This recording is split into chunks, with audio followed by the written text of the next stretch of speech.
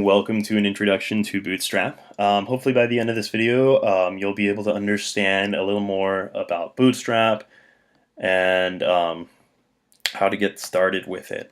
So, why do I choose Bootstrap? Well, I'm a very poor web designer, actually, and Bootstrap is just a really helpful tool to design appealing websites. Also, a really nice thing about it is that there are lots of resources out there for you to learn. W3 Schools is amazing. It's actually what I used to start learning Bootstrap not too long ago. So, what do we need to get started with Bootstrap? Well, we need some sort of text editor for our HTML, our CSS, and our JavaScript. So, my personal preference is Sublime. If you have something like Notepad++ or GeoEdit, or you don't have any of those and you just want to do it all through Vim, that's totally fine. After we have the text editor, we will need references to the CDN links. What does CDN stand for? Content Delivery Network. And basically what that does is it tries to keep track of where you're at respectively according to your IP, and tries to provide the best service to this library based off of your location. So how exactly do we include these links into our HTML?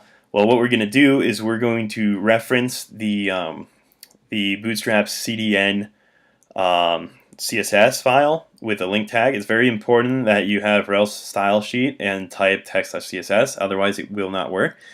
And then we also need to reference the JavaScript with a script tag here. So where exactly do we put these? We're going to put these in the head of our HTML file. Alright, so here's kind of an example of the layout grid in Bootstrap. .col/mid/1, as you guys are probably familiar with, the dot just represents I am referring to a class here. So each of these is a class that spans one column. So in the grid system of Bootstrap, you can span up to 12 columns per row. And so as you guys can see, a col mid/8 basically takes up equivalent of 8 columns here, and then you must, if you want to span the rest of the call or the row here, you must do .col/mid/4. If you use .col/mid/3, you'll be short.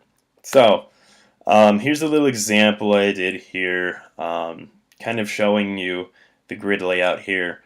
Notice that each of these columns is nested inside of a row tag and or a row div, and each of the rows takes up 12 individual blocks. And then I wrap all of this inside of a container. So what we're going to get started with in the next video is creating a navigational bar here, which will be anchored at the very top of our page.